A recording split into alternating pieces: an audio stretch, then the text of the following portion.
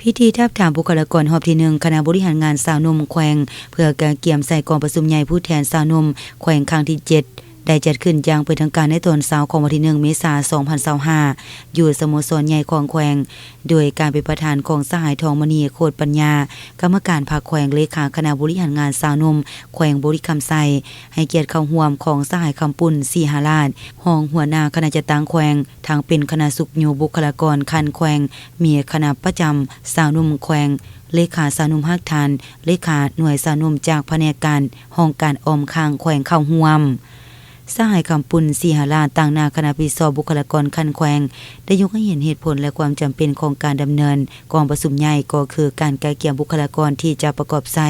โครงห่างการจะตั้งสำหรับการดำเนินกองประชุมใหญ่แม่นตีราคา6ด้านต่อการจะตั้งปฏิบัติมาตีกองประชุมใหญ่5ปีผ่านมา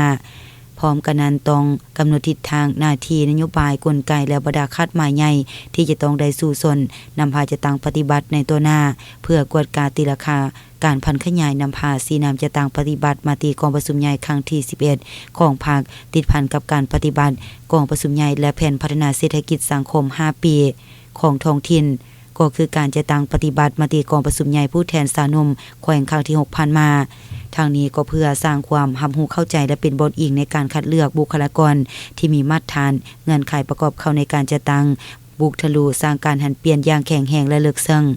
เพื่อสร้างความเชื่อมั่นศรัทธาของมหาชนบุคลากรที่จะลงสมัครต้องค้นคว้าเลือกเฟ้นบุคคลที่มีผลสำเร็จในการปฏิบัติหน้าที่เวียกงานและเป็นผู้มีอนาคต